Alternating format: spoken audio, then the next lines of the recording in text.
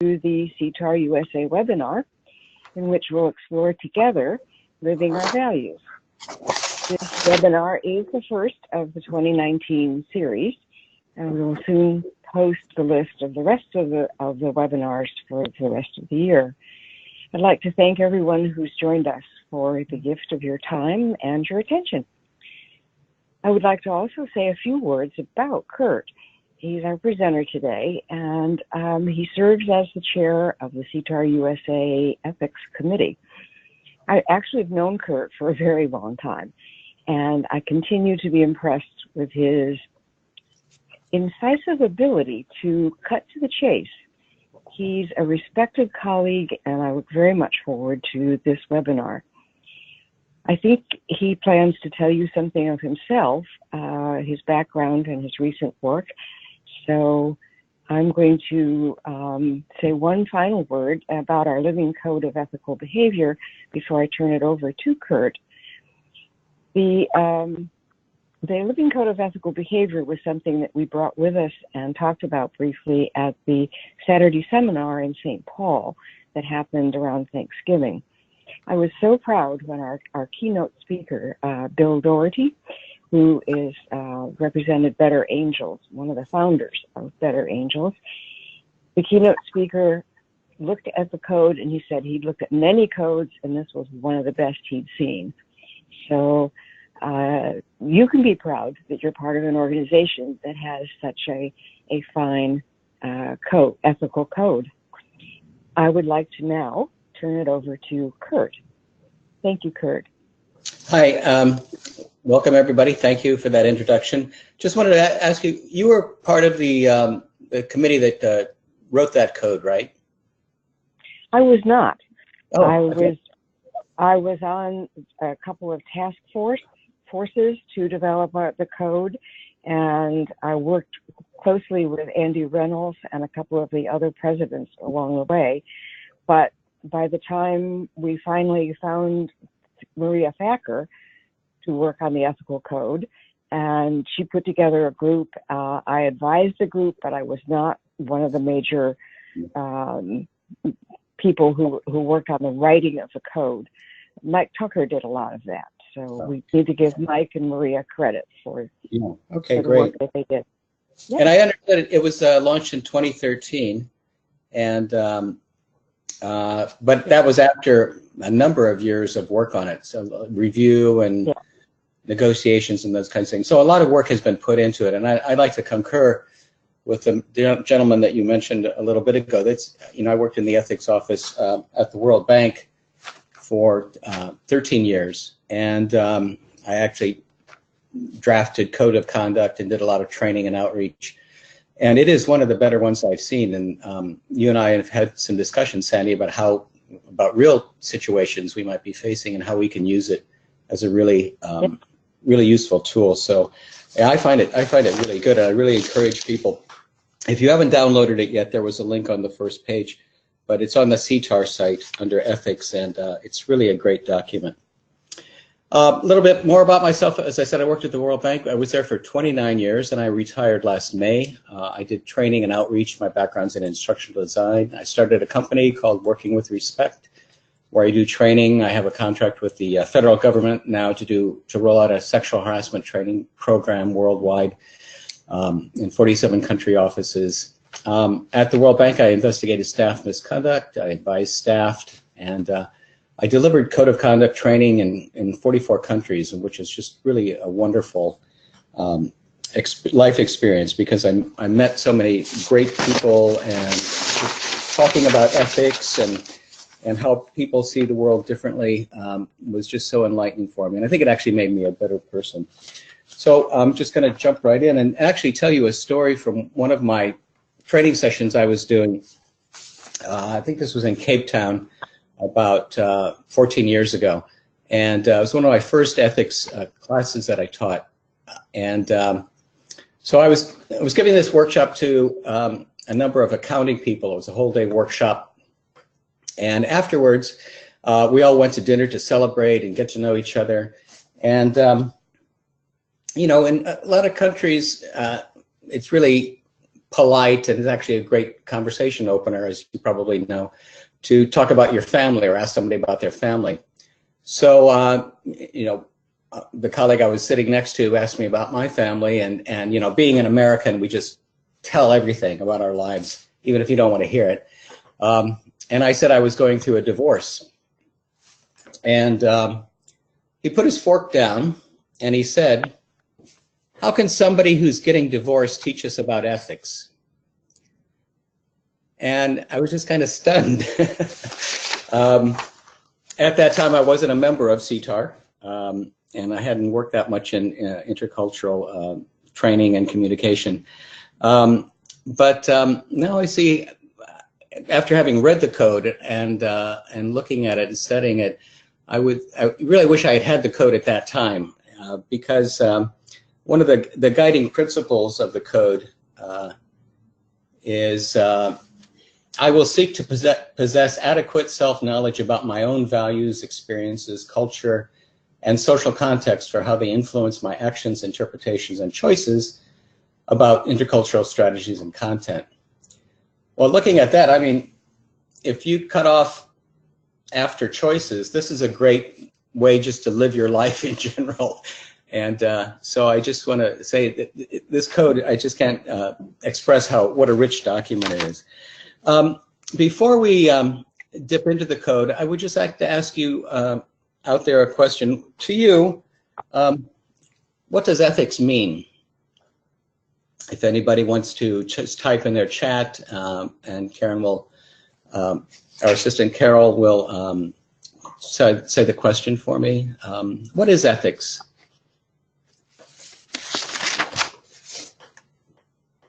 Anybody?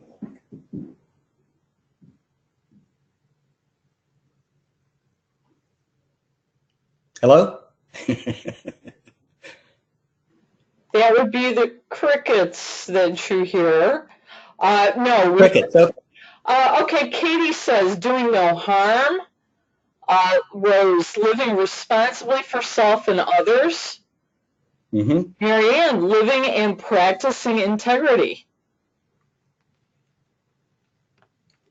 Great. Those are all great. Those are all great answers. And one thing that I always like I used to teach ethics, as I said, and people would always come up to me and say, "So-and-so did this, is that ethical?" And I would ask them what they mean by ethics, because as you probably know, working internationally, you meet people all the time who have completely different perspectives than you have.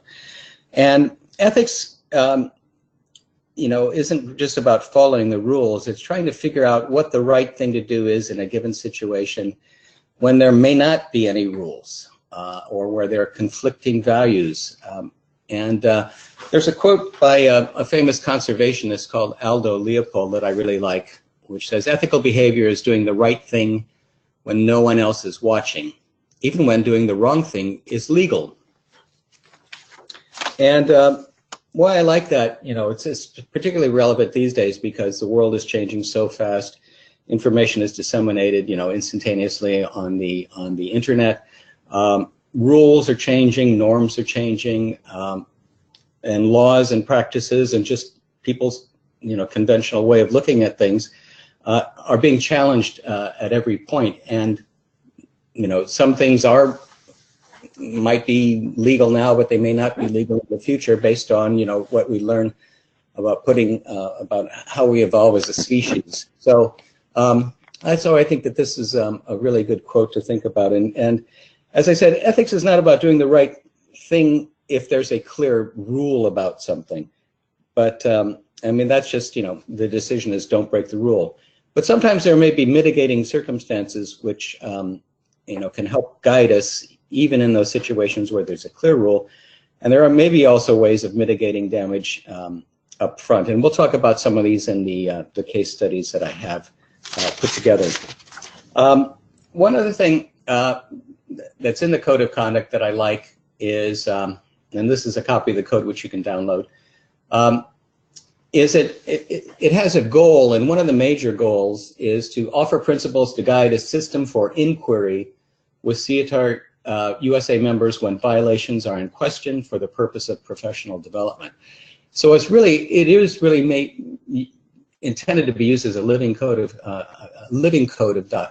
ethical behavior, something you can refer to whenever you're faced with an ethical issue or an ethical challenge where you may not know the right course of action. And looking at the structure of the code, it's divided into several categories, which are grouped, under which your principles are grouped, and they're grouped into 4 categories. And the first one is my commitment to professional development and public representation, and that's part of what we're doing today. But also, how we represent SIETAR is very, very important, and that's why we have a code and why we're trying to, say who we are as a professional, what we represent, and what you can get if you work with me, because I am a member of this organization that espouses these values. We also have obligations to the people who we serve, being open, honest, transparent, being a professional business person. And again, these things also help you, not to protect you, because if you follow these principles, you can have clear discussions about rates and payment and those kinds of things and scope of work up front. And when you do that, it makes everything clear and it keeps, misunderstandings from happening. So that's one of the principles under my commitments to those whom I serve. We also have fiscal integrity, which I'm sure all of you realize we have to follow the rules and, handle money professionally. And we also have to make sure we're following the laws in kind of the business. And I'll talk about one of the case scenarios that talks about that, where, it may be a situation where we might be treading on something that we might not even know is against the law. But this document can help us navigate those situations. And finally, the last area is our obligations to the public. And this is kind of a catch-all category, but it has things like how we represent SIETAR. It's got a clause on truth-telling, working with honesty and respect, and those are some values that I heard in those statements that some of the people just chipped in when we were talking about ethics, respect especially. And also, it says we have to report any illegal activities that we come across in our in the line of our work, and that can be a really challenging ethical situation. So what I've done today is I've pulled together a number of scenarios that I got from this wonderful page, which is on SIETAR's website, called Critical Incidents. And it was set up a number of years ago where people could ask questions about ethical dilemmas they have. And then the ethics committee would get together and talk about it and come back with an answer. So you see the last time it was used was in January 2017. And I encourage anybody who has a question to submit it there, and we will start monitoring it and make sure that you get an answer, and a timely answer as well. So these are, as I said, these scenarios that I'm going to be using are pulled from these. Some are verbatim and some I've massaged a little. And then also I asked some of the leadership if they had any ethical dilemmas that they wanted me to talk about that would be good based on the line of work that we do. So I'm going to throw out the first one, the critical incident, and I'll read it out loud. I was a cross-cultural consultant. I sent greeting cards with coffee shop gift cards to several people to celebrate our partnership and thank them for the great collaboration this year. These were $10 gift cards sent to program managers who manage client intercultural assignments, and executive coaching. I received an email from one of the managers saying, thank you, but that my gift was reported to their direct report to determine if it could be accepted and or ethical. So that was I thought that was a very intriguing one. What's the dilemma here? And what are some options that you have? So I'm just going to throw it out there. If anybody wants to comment, why is this a problem? Why do you think this person wrote this? And I'm sure we have some crickets. If somebody wants to chime in, go ahead and unmute yourself and jump in on the conversation, please. Hi, this is Marianne Goodwin. Can you hear me? Yeah, Marianne, hi. How are you? I laughed because I used to work for the federal government before having my own company, and that was a big deal, accepting any money and any kind of lunch or anything. And then there eventually was some change that yes, you could buy someone a cup of coffee, but I had to chuckle at first. So I can see the person who sent these cards, I'm sure, had no intent of anything but good, and were probably very surprised when they got this email back, as if somehow that this was considered unacceptable or a bribe, perhaps. Because it might be common in a lot of places for people even to take you for coffee and have only a sense of we're going to share ideas together. So I can see for them, the person who sent the gift cards, they probably saw it just as a way of breaking the ice, or if I were there with you personally, we'd have some coffee. And so now they're trying to probably understand, was there some sort of financial code of conduct to the organization where they were sending this that couldn't accept any gifts from any outside vendors? And maybe the thought would be try and figure out when you're going to be working with organizations you haven't worked with before, do they have any sorts of standards or regulations about that? Yeah, that's a great analysis, and I was thinking the same thing. We had a gift policy where I used to work, and it was $100 a year, which I thought was quite interesting. $10 in one country may be a lot of money, in other countries it may be nothing. So it's funny how they set these. I think what the important thing about gift policies is that it doesn't really matter what the dollar amount is. It's who are you in this equation of this exchange of money. And a lot of companies, they have, as you said, Marianne, federal government used to say no gifts at all. Then they said coffee's okay.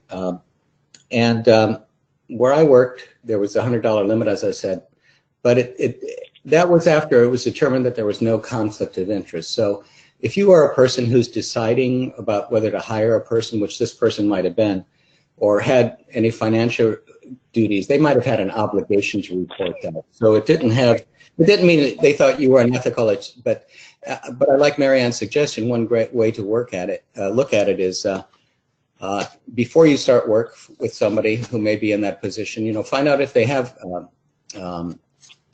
codes about gift giving. And as you pointed out as well, a lot of cultures, expect you to give gifts, but that can really, given the situation, that can get a person in a lot of trouble. And if we look at what principles applied, I went to the code and I looked at the commitments to those I serve, and the first one talks about I will avoid conflicts of interest. So this may or may not be a conflict of interest, but one thing about conflicts of interest is even though if there's an appearance of a conflict of interest, it can raise doubts about one's impartiality and fairness and transparency. Also understanding the professional relationship with those I serve, financial integrity. There's one about not accepting commissions, remunerations, and probably in this case, this refers to not giving them as well. And my commitment to the public. And there is a code principle here that says if we see something that's malfeasance or illegal, we are bound to report it. And if you're working internationally, the laws that cover this are the Foreign Corrupt Practices Act, which really looks at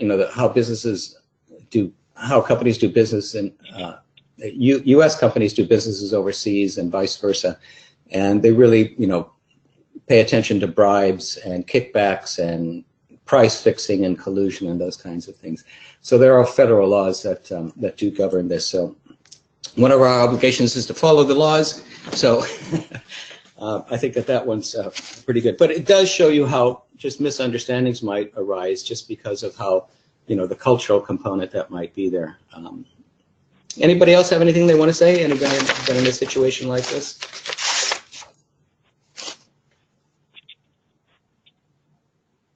Nope. Okay, we'll move on to the next one.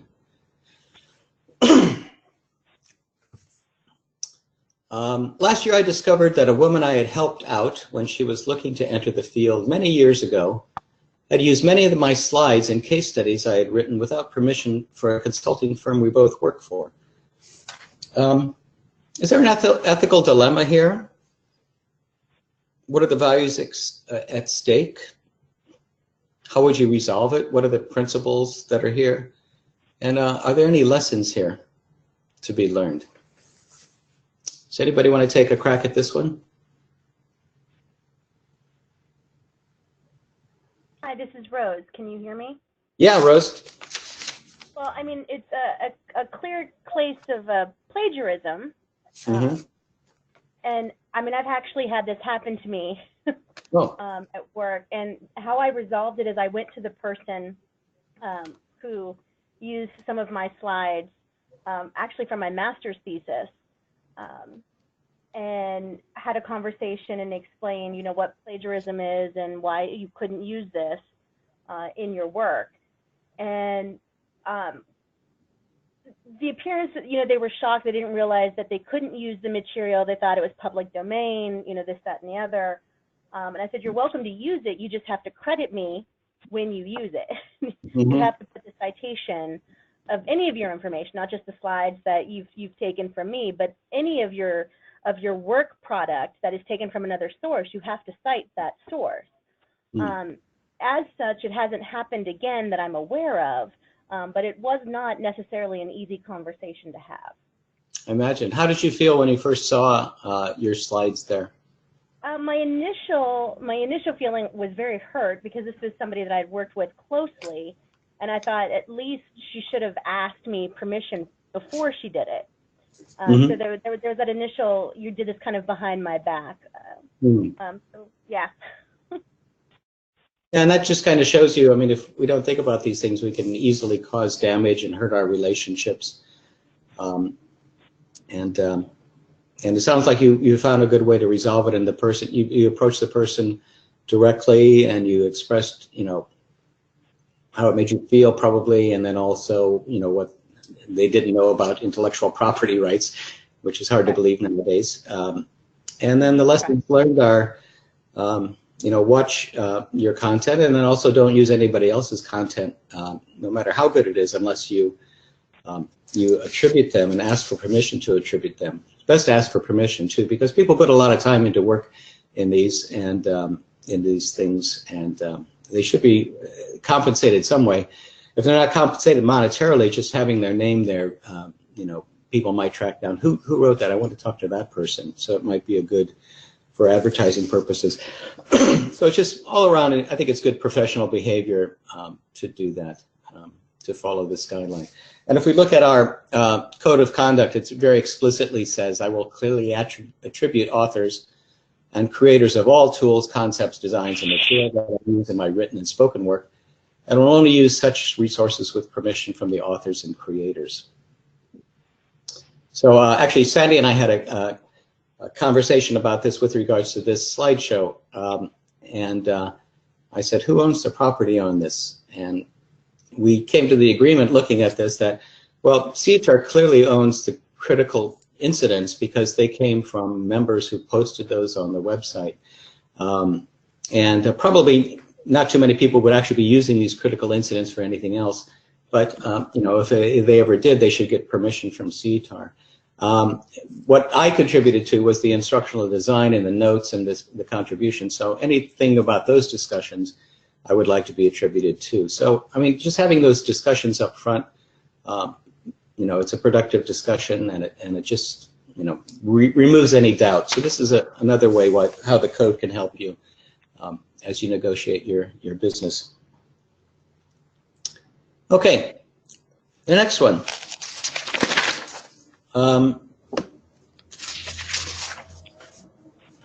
This one was interesting. You are bidding on a training program for a client in the capital of Ruritania. You've worked for the firm before. A new person has been put in charge of procurement. When he calls to discuss the details of the proposal, he says he would be happy to help you win the contract for a fee. So, is there an ethical dilemma here? And what would you do?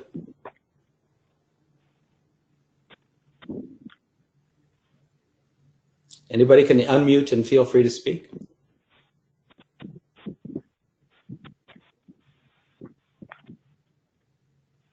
Kurt, this is Marianne Goodwin again, and I'm sorry to pipe up. Yeah, fine. If I got this call, I would want to run as fast as I could the other way. Because it's clearly the procurement person has no right to do this. Now maybe it's in maybe Ruritania, this is an accepted practice, but still, even if it is, I would not want to go along with that, and perhaps see if there is someone else in the procurement shop that I might be able to work with, perhaps the predecessor, or to figure out, but this would be huge red flags for me, because even if for whatever reason I, tried to continue to deal with this person and got past this problem, did not pay a fee but got past it, I would be concerned if I won the contract that there might be other expectations, and then you'd already be stuck. So this would be very problematic, and I would not want to have to deal with this particular person. I think it would cause problems, even if you could get past this without sacrificing your own values or paying a fee. I think it would be a major problem. Mm-hmm. Yeah, I guess, again, you're touching on the topic of bribes and Foreign Corrupt Practice Act. So you might, one of the things that you said, you might see if there's anybody else you could talk to, which is a good strategy. In the procurement shop, because it said this is a new person. Yeah. Maybe if the predecessor was there, and just say, perhaps I misunderstood. It's been my experience before that we've just dealt this way when I submit a bid, and I'm happy to answer any questions. But to be paying something for a discussion is not appropriate, or to get a contract. So, and I would try and find out what was the practice before this, but clearly this would be a major problem. Yeah. And it reminds me Hi. of, oh, hi. Can you hear me? Yeah, Yeah, this is Don. I thought I'd jump in here too. Hi, Don.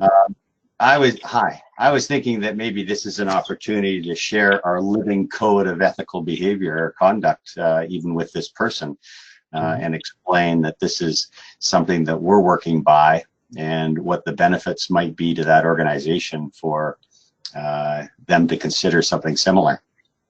And it may have no effect, but maybe if the person is brand new, they're open to some new ideas. Well, that's a great strategy, and I really, really like that. I remember about 20 years ago, I was in a country, and I was just at the pool, and I was talking to a translator, a person I met who was a translator. They worked for a large international organization, and he said that he was told if he paid $30,000 to the procurement person, he would be guaranteed work for the rest of his life. And that just blew me away that somebody could be so so blatant about it. I've also heard that sometimes people will say, well, in our culture, this is just what you have to do. You have to give gifts. But I've also heard stories of other people saying when they pulled out like the code of conduct and showed them, like, these are our rules, and this is what you get when you deal with us, and we can't do business with you if this is how it's going to be, and really standing up for the principles. And that's great, Don, because it also protects, SIETAR's reputation. It shows that we are professionals, and that when you sign on with us, you get a certain level of quality and professionalism that is really, top notch. So thank you for that. I think that's really good. Let's see. So if we go at what the code says, I mean, as Marianne said, I will withdraw from a project when I believe that the organization with which I'm engaged behaves in an unprofessional and unethical manner. My commitment to the public, I'll report to appropriate authorities. Now, that's an interesting one. You know, some organizations want to catch people who are doing unethical things like this. So a lot of organizations have whistleblower or hotlines where a person could call in and make a report, and a lot of them you can do it anonymously if you have the evidence. You can just submit it. It's good to leave a way of connecting with them, so if they need more evidence, they can contact you.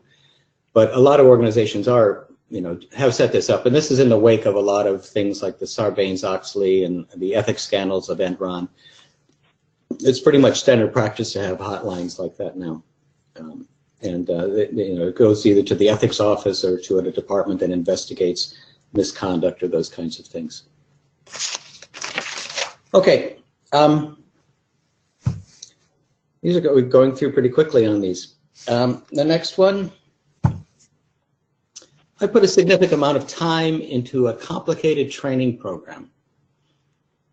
After conducting a needs analysis, many interviews, and written a draft training program, I received an email from the person responsible for hiring me at the client organization saying that his budget had been cut and he would not be able to have me conduct the training or make a payment at the present time.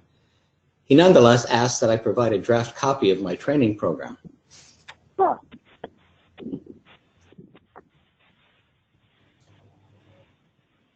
So, is there an ethical dilemma here, and what values are at play, and how would you resolve it, and are there any lessons to be learned?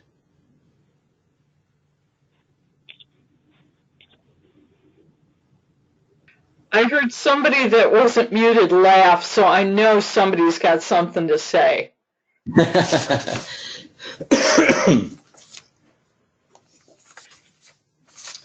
I wonder if this is a common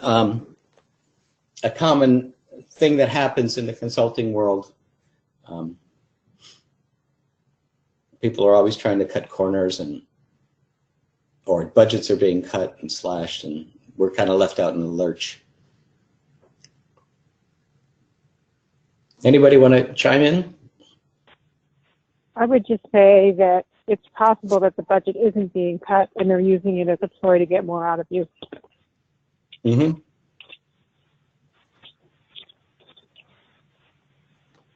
Yeah, because we know everybody in business is completely ethical, right? Yeah. So how would you resolve this if this happened?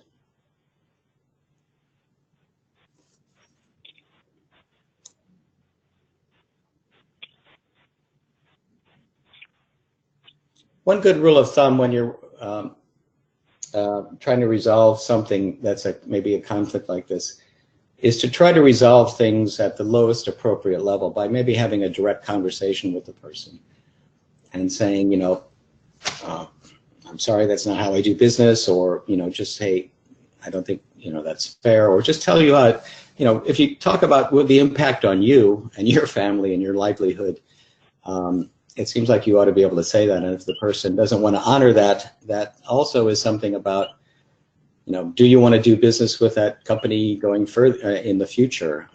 And it also hurts their reputation as well if that happens. And I think too, you'd want to, this Marianne, I think you'd want to look and see, did you have any paperwork, if I were the person, the consultant, do I have any paperwork saying that they will pay me for work done? And I think that's pretty standard. I know it is in the federal government where they have to pay you for work done, even if the government shuts down, eventually they have to pay you. But even with private organizations, I think there are things like that. And, you know, as was suggested, you try and find out the lowest possible level, what's really going on. And as one of the other respondents said, just try and figure out, is this an effort just to get your work for nothing? But normally organizations have to pay you for work done. And so probably what the consultant was doing as they were doing this work was also keeping a schedule of exactly how much time they were spending on this, so that they would have a record of the hours, the amount of time spent so far, so they would have that to then go forward with. Even if the budget was cut eventually, to try and get reclaimed what they put into it. Mm-hmm. Yeah. Don here. I agree with everything that's been said. One of the phrases that I'm often suggesting to my clients working across cultures is starting with the phrase of "help me understand." Da, da, da, da. So help me understand in case there's something that was lost in interpretation or even in the writing of this thing. But help me understand what it is you're asking for, what it is you mean. Help me understand why you need that in as non-accusatory manner as possible. And it may turn out that you're just going to walk away, but maybe there's more there that you can work with. Yeah, I really like that approach, and it sounds like you're a very seasoned person and great communication skills. Help me understand, I think, is a great way to start something where just asking questions, you know. The other thing is, going back to you, Don, I know that you talked about showing persons the code of conduct. If we go to some of the principles, before accepting any engagement, I will ensure that I have worked to establish a mutual understanding of the objectives, scope, work plan, time frame, benefits, and fee arrangements. I will make it clear where my responsibilities lie, and I will understand and maintain the nature of professional relationship. So I think that these are good nostrum that we can follow, I like it. I like the idea, Don, as well as, you know, being compassionate. So the first idea is not, oh, this is a bad person, but, oh, help me understand this. Maybe they are faced with a real dilemma. Maybe through dialogue you can work out some other kind of arrangement. Yeah, I think this probably happens because I wasn't paid for January because I had a contract with the federal government through a contractor. So I know what it's like to be in that situation. Anybody else have a? I think these comments work in more of a Western situation. Oh, okay. Say more about that. If you're in a non-Western situation, it depends on what culture you're in. I mean, for the cultures that I'm familiar with, unless you yell and scream, you haven't made your point. If you just sat there and said, oh, well, that's very interesting, that's not what I believe, they would completely disregard what you said. Whereas if you talked more forcefully and said, no, this is the way it is, which is what we promised, then they would begin to consider your point of view. Oh, that's a great perspective on this, especially because of who we are as professionals, the cultural practices, communication styles, negotiation, respect for contracts, or those kinds of things may be very vastly different from what we're used to. And another thing that this discussion hasn't taken us to is what do you do about his request for providing that information? Are you withholding it until you get paid, or are you paying it, or are you providing that information as a hook to get paid? Yeah. So what about that? How do you feel about that? Personally, I would hold it back and say, if you want this document, then it needs to be paid for. This is what we agreed on. Yeah. This is Karen. As an independent contractor who does this kind of work, I'm going to jump in here too. I would have whatever the agreement was in writing, and if there were payment terms indicated for work to be provided, if there was no payment, there would be no work provided. Right. Yep.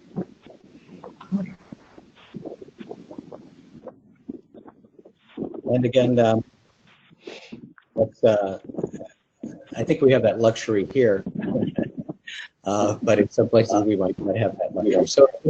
So somebody in a situation, I heard you say you just had to be more forceful and assertive for that. So you see that when we talk about these things, context really does matter a lot on how we make ethical decisions and what the right course of action. Is somebody trying to say something? Well, there's a concept out there called bargaining for reality. Sorry, I'm hearing an echo. And what it means is that you can say something and you're presenting your form of reality, and it's not a statement of what reality is. So what you need to do then is to counter that and to say, no, this is my view of reality. And together you negotiate what reality is. Mm-hmm. And for me, that reality would be, you want my work, you pay for it. Yeah. But they're just trying to renegotiate what reality is. I like that. False reality. Mm-hmm. Good. Anybody have any other questions or comments about that?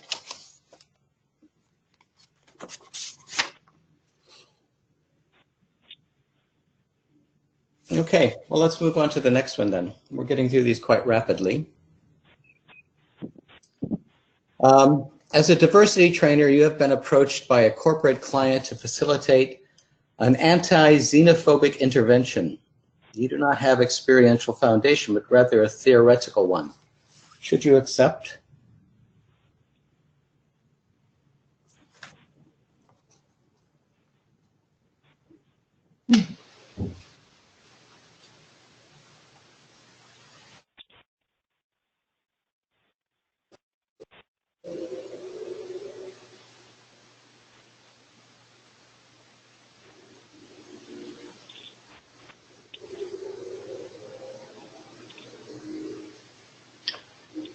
This is Marianne. Yeah. I might want to go back to the corporate client and indicate what my foundation is, what I teach, the sorts of things.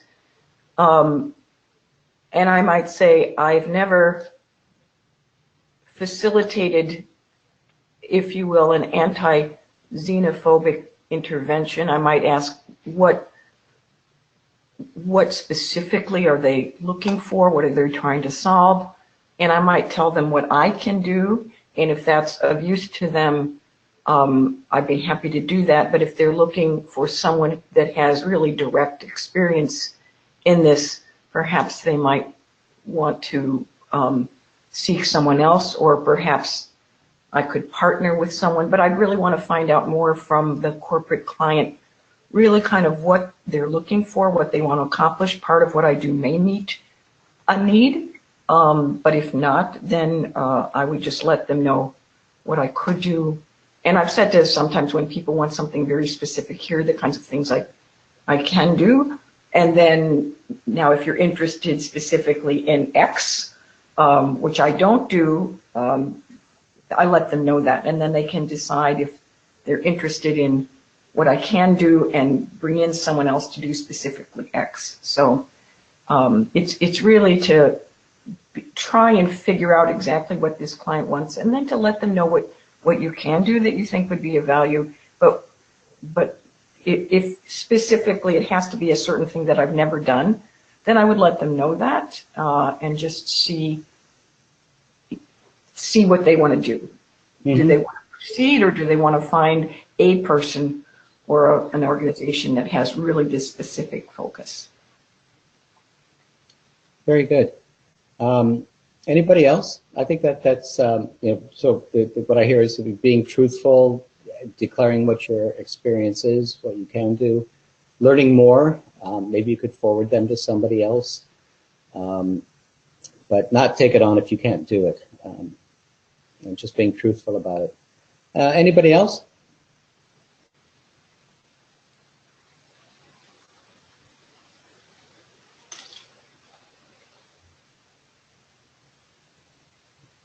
This actually happened to me recently on a contract I'm working on sexual harassment prevention. I was asked, this is for adults that I'm doing the training, but I was asked by one of the experts if I could contribute anything about sexual harassment in schools against adolescents, and I didn't know anything about that specifically.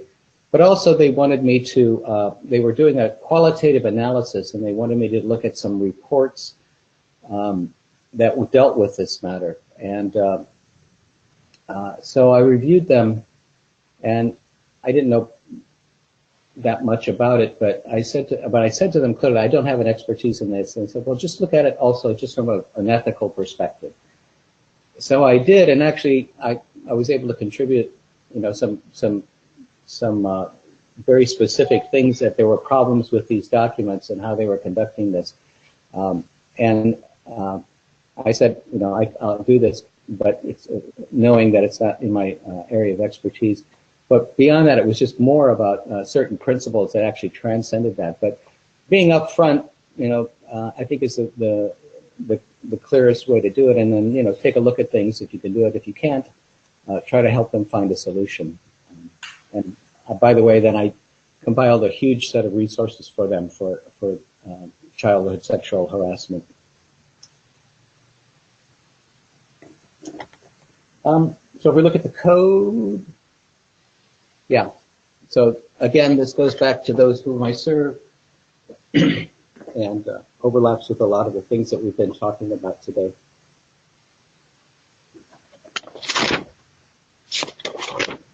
All right.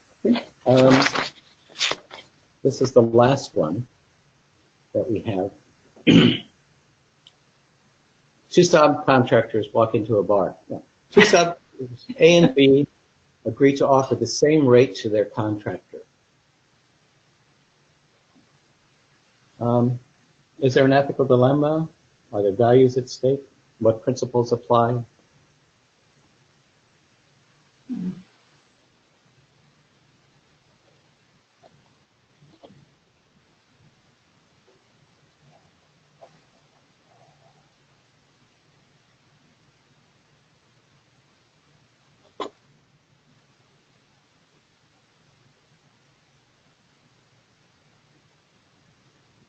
I take it everybody who's on the call didn't submit this one. From the uninitiated, is there really enough information to determine if there's an ethical dilemma? Good question. What would make it okay for these two people to do this? What were the context and the situation be? And conversely, what context would make it unethical? Could you reread the scenario? Okay, subcontractor A and subcontractor B. So two people who are subcontractors are working for the same contractor, and they agree to offer the same rate to the contractor. And I guess the assumption is when they're negotiating their salaries, they talk to each other, they're friends, they say, let's charge this.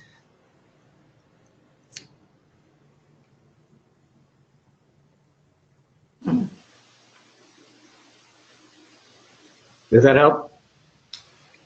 I would say that if you're in a different country and you have no idea what to charge, it would be okay to discuss what a good range is. Whether you agree together to charge the same thing, I think that's where you're tipping over into the difficult areas. Oh, okay. What is that difficult area? Well, it's a little bit like collusion, isn't it? We're both going to charge the same thing. What if we both charge really high? Yeah. Then we're kind of stripping the company out. That was the first word that came to mind for me, was collusion. Collusion, yeah. Bid rigging, those kinds of things. If you're bidding on a contract, this is not working for a contractor. But yeah, those things are kind of illegal. But I do like that notion. I mean, when I started my own business, I asked friends, like, what do I charge? And they were very hesitant to tell me. And then I realized, well, yeah, of course they would be. But it is good to do research and find out what the rates are, and then have that conversation with the contractor directly. Yeah. It does put you in kind of a bind. So, like, what if somebody's undercharging and you are feeling, that you're charging a fair price for your overhead and your things. And this is why, these kinds of things, not only in this situations, sharing personal information about salaries is a hot topic now, especially in the area of gender equality. You know, people getting paid for the same work and the same experience at the same amount. So there's a lot of things that this touches on. Anybody else? I think it also goes back to context. What context are you in? I've lived in countries where they asked me how much I paid for my electric bill, how much I paid for my rent, how often do I have sex with my husband. So, I mean, all that, yeah, all that information is out there and open. Yeah. Wow. Yeah, and that's, again, another cultural thing. I mean, when I was raised, you would never ask a person how much they paid for something, like a car or a coat. But in other places, you know, it's just, my wife, for example, is very frank, like, what did you say? And asks very detailed questions about things.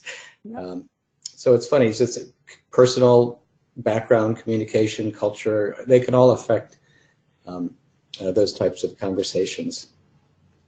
Don here. Yeah. I guess the flip side of this incident would be when contractors get together to agree on rates. And that's one that maybe us as subcontractors are more concerned about. And there maybe the ethical dilemma is greater because we think of the contractor as holding more power maybe. Yeah. Yeah, and that's really procurement fraud and collusion and price fixing. And where I worked, we had to be very careful about that. And we had a whole unit that investigated that kind of things on the projects that were being bid on, the project work in countries that they would look at. And it was easy to see if contractors on a project all had, you know, the same, within a very similar amount for the same breakdown of work and those kinds of things, which is kind of clearly an indication that something's going on there. Good point, Don. Thanks. All right. Does anybody have a dilemma that they want to post or throw out there, and we could all maybe analyze it together?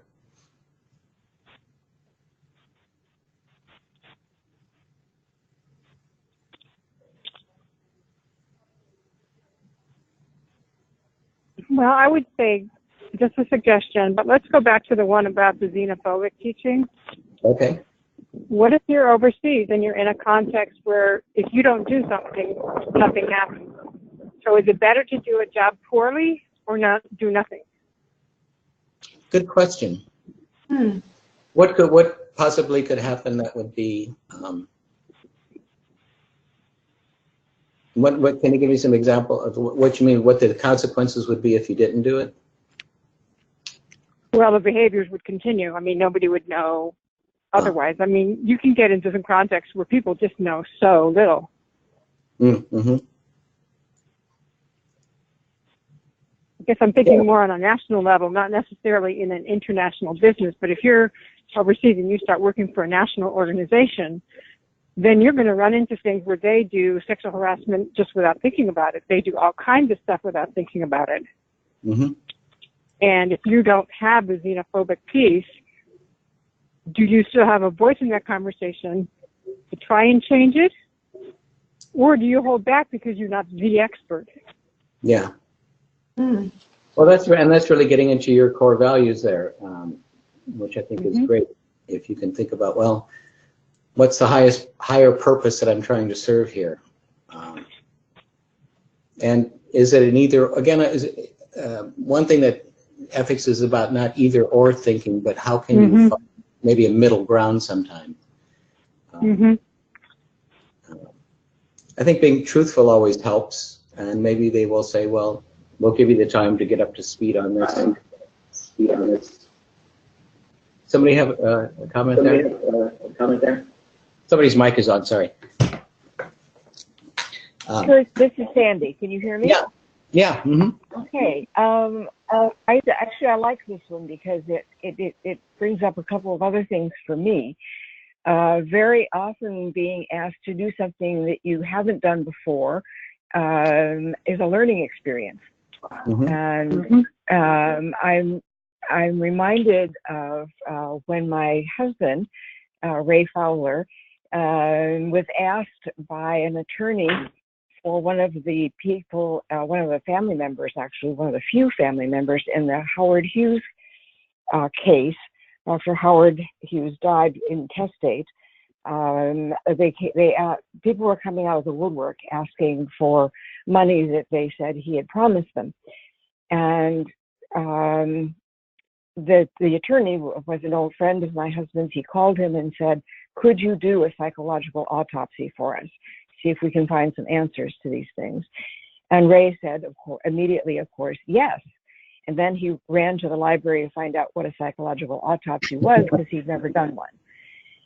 So, but he was a psychologist and a clinical psychologist. And when he learned about them, that they were done mostly by police departments to determine deaths, actually, like a person running into a tree with their car or something. Was it a suicide or was it an accident? Which insurance companies, of course, are also very interested in. But anyway, there was some literature regarding this, and with his psychological training, he went ahead with this psychological autopsy, which took him over 2 years to complete. Wow. So I think that there are contexts in which saying yes, I will do this, might, even when you've never done this before, but perhaps your background lends itself to learning about it and being able to do it. I think the circumstances certainly play in here. Well, that's a great story, yeah. Did he give any indication to the lawyer that, you know, that's not my expertise, but I can get up to speed quickly on it, or did he just say yes right out of the bat? Well, his version of it is he said yes right off the bat. Okay. On the other hand, knowing him as well as I do, I am sure that he was totally honest with the attorney, because they knew each other, and I'm sure that he said told him that at some point, whether it was on that phone call or a subsequent phone call, that he had to look it up and do some research on what it was he was being asked to do. Yeah. Yeah, because as it turns out that was actually a known thing, a psychological autopsy, and there were methods and procedures for doing that were well respected. And he probably could have been called in as an expert witness, I guess, in a case, huh? That's exactly it. Yeah. Mm-hmm. Yeah. So he really had to do some studying to get up to speed on that. But with his background and training, he was able to do that. Yes, and I think probably a lot of us are in that boat as we are asked to do some things that we haven't done before, but our backgrounds are appropriate for learning what there is to do. Mm-hmm. An anti-xenophobic intervention sounds very interesting to me. I've never done one. I don't know anyone who has. But we could all use these days. Yeah. Well, I think I'm glad you came back to this too, because it is interesting. It can be a learning opportunity, and sometimes too, as you ask people kind of what are they looking to accomplish, then you say, well, I do this and this and this, and I could certainly add this and to do some research. But what it also made me think of from a different standpoint is sometimes I look at solicitation requests on FedBizOps for agencies that are hiring trainers to do different kinds of things. And sometimes when I look at this statement of work, you'll see they're looking for some very specific, the Fred James Oliver method for mindfulness or something like that. And then you look and you find out that Fred James Oliver, and I'm making this up, has this website, and you kind of realize, oh, they've decided they're going to hire this person, and so that's why they've made this a requirement. And sometimes you can ask questions then when you go back before the solicitation, before you have to put in a proposal, to find out, does it have to be just this particular method, or can it be some others? And it's a good way as a potential vendor or potential bidder on these things to kind of know, so you don't waste a lot of time. Sometimes it's already wired for a specific company organization, and they won't say that, but if you can't do that method, and so this is sort of a different take on this question, but it reminds me of things that I've looked at when I'm looking at potentially bidding on things on FedBizOps. Yeah, and the federal government they use those codes, and it has to be very specific when they write language, and you bid on them, you have to have the exact language, if I'm correct, right? Yeah, or if they really want a specific method for teaching mindfulness or teaching a diversity, and it's an assessment tool or something like that, you really sometimes have to know how to use and experience in that assessment tool. But I like what others have said about using sometimes, if it works, to use it as a learning opportunity, bring what you have to bear, and then adding on the extra piece through additional research and training the self so you can do the work. Yeah. You could take James Oliver's mindfulness class and then say, oh, it's not it. It's funny. Good. Well, I think there's another option too, and that is to go back to if you're in this overseas situation where you're the only person, I think you can go back to the person who is to the procurement office and say, you know what, I know that I may not have this expertise, but if we shift this a little bit, I could really help your organization with this. And it may not be exactly xenophobic, but it will help your organization become less xenophobic. Yeah, that's great. And this also shows another really great thing about having those conversations and just talking about ethics, because a lot of times it's not black or white, but you can come to a negotiated agreement which stays within the bounds of good practice, and it can be mutually beneficial to both people. It doesn't have to be one thing or the other. But usually dialogue, two minds put together come out with better answers than a person all by themselves. I had a boss who was in the ethics office that said, never mind. That's not the right analogy, but anyway, it's two minds are better than one. Yeah. Anything else? Anybody else? This one seemed to spark a lot of discussion.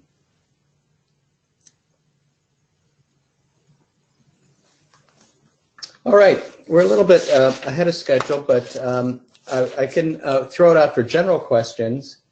And then also, I'm interested, I'm new to the ethics committee.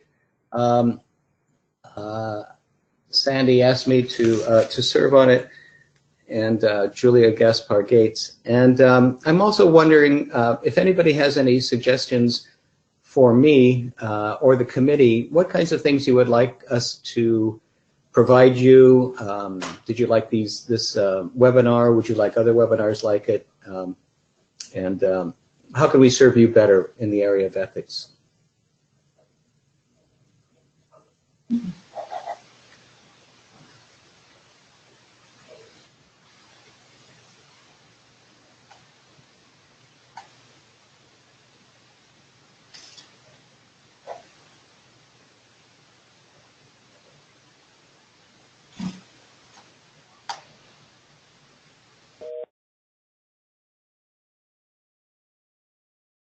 No?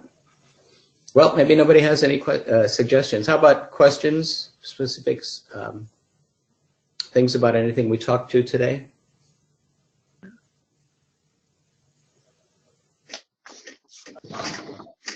I think, Kirk, this is a useful forum. It's always hard to make time to come to a webinar, and if I don't have a pressing issue, I have to get resolved today from the webinar. But it's a really useful conversation, and it's worth revisiting. I think those critical incidents are great, and it raised things in my own mind that I hadn't thought of for years. So, yeah, I think it's a useful format. I'd continue doing them periodically. Okay, that's good. That's good to know. And I also want to just, again, recommend that critical incident page on the SIETAR website. If you could submit anything there, you could submit it anonymously, and we'll post our analysis, like I was saying, we would do. So, and also I think Sandy might be, some of them we could even take and put in the newsletter that Sandy sends out. I think that was one of the ideas as well. Is that right, Sandy? Absolutely, yes. Yeah. Well, what about the idea of if you don't have a critical incident to put in, like a question from somebody, but if you just took one small section of the code of ethics and fleshed it out a little bit more? Okay. Some examples. I think that's a possibility, because if people aren't going to come to you, you need to go to them. That's a great idea. So start breaking, really breaking it down, and that's good. And also, you know, what I see today is that we have such a rich, diverse background of experience here in the people who attended, and been working in the area for so long. It's really, you bring a lot to the table as well in your experience, sharing that with others, helping us design maybe some case studies or posing questions that you think might help other people. We would really appreciate that. This, Marianne, and I found this was I'm really new to the SIETAR organization, and so this was very helpful, and it made me think about things I've dealt with in the past. And if I'd been a member, I might have thought to maybe contact, you know, your office and get some ideas about how to deal with things. But I'm grateful to participate in today and get a lot of good ideas from everybody. And thank you for putting the presentation together. Oh, thank you. Yeah, this is Barb talking. I've had a little bit of a health challenge this morning, so I haven't been fully participating, but I've been listening to the whole thing. And Kurt, thank you very much. I was part of some of the ethic discussions at some of our conferences, so I really appreciated the reminders and the examples. And you know, this is something that I think all of us can be reminded about on a regular basis. So thank you very much. Oh, thank you very much, Barb. I really appreciate that. Okay. Kurt, yes. Go ahead. You're going to wrap up? Was this Sandy? This is Sandy, and I was just going to say that one of the things that I appreciated about this morning was to realize I'm not alone. That some of the issues that I've had, other people have had as well, and even with the examples that other people gave, I could feel some empathy for it and support. And that's one of the things for me that's been really important with the ethics issues, is to know that there are other people having some similar issues and struggles with what to do. No, that's beautiful. Yeah, I couldn't have said that better. That, you know, nobody really should suffer in silence when they have an ethical dilemma. It's always better to talk to somebody. And we have our community here, SIETAR, where we can go and get answers to questions, and also use it as a learning forum. And really, you know, that community and the camaraderie, I think, is really important to us as professionals, and that helps the whole profession, you know, go forward by taking that approach and helping each other. So. Great comment. Okay, if there are no more comments, I'm going to send out the slideshow so you can have it. It has my contact information, but I won't go over that now. But one of the things I just want to end on is, you know, going through, getting involved. I'm just looking at all of the resources that are online and SIETAR's mission. And, you know, just looking at the goals, improving intercultural relations, both domestic and global, higher standards of ethics and conduct, promote the exchange of information, knowledge, and expertise, facilitate communication. We are really in a great profession trying to help people, bring people together, foster understanding and tolerance and diversity and inclusion, and I'm just really happy to be part of this organization. And you know, I had to learn all about the code of conduct in developing this this session today, and again, every time I read it, I'm impressed by how good it is, and I want to thank you all for participating today. And there's my timer.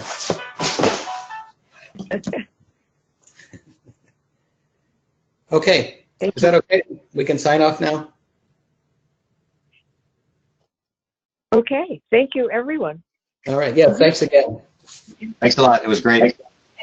Thank you. It was great. Thank you.